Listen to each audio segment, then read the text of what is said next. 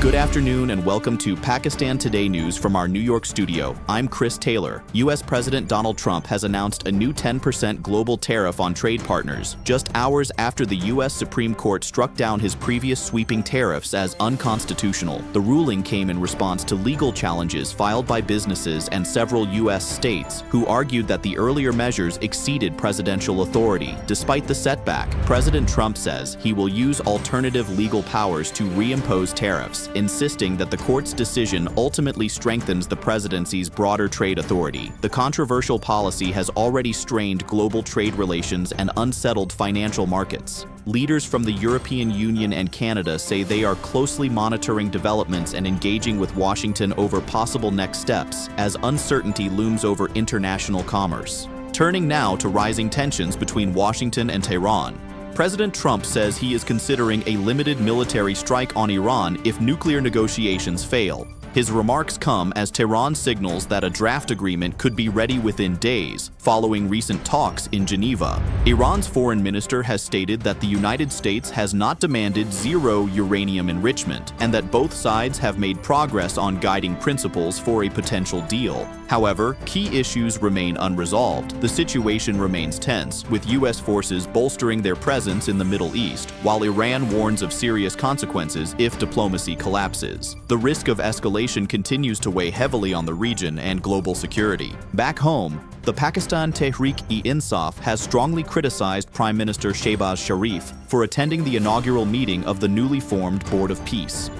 In a statement, PTI expressed what it described as grave concern over Pakistan's decision to join the board without parliamentary debate or consultation with major political stakeholders. The party said, decisions of international significance must follow constitutional procedures and reflect national consensus. PTI also reiterated that it does not recognize the legitimacy of the current parliament, alleging that the 2024 general elections were manipulated. It questioned the board's credibility, claiming Palestinians were excluded while Israel remained part of the process. The party reaffirmed its support for an independent Palestinian state with Al-Quds al-Sharif as its capital and accused the prime minister of compromising Pakistan's independent foreign policy stance. Meanwhile, Federal Parliamentary Affairs Minister TARIQ FAZAL Chaudhry says former Prime Minister IMRAN Khan will be taken to hospital twice more and administered a medical injection on February 25th as part of treatment for an eye ailment while in custody.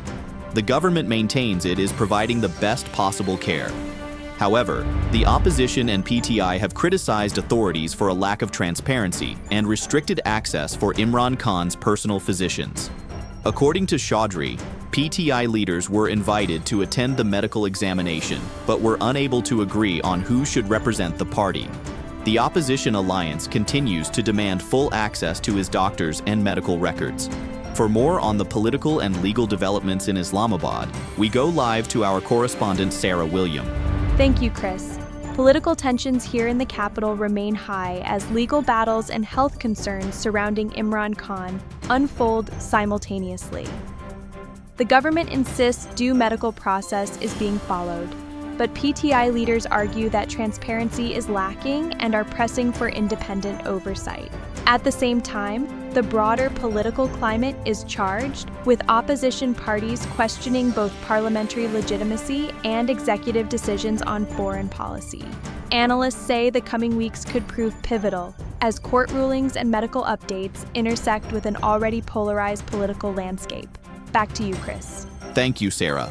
In another major development, the Supreme Court of Pakistan has stayed the trial proceedings in Prime Minister Shehbaz Sharif's 10 billion rupee defamation lawsuit against Imran Khan. The case dates back to 2017 and stems from allegations that a bribery offer was made to withdraw the Panama Papers case. The suit alleges that Imran Khan's statements damaged Shehbaz Sharif's reputation.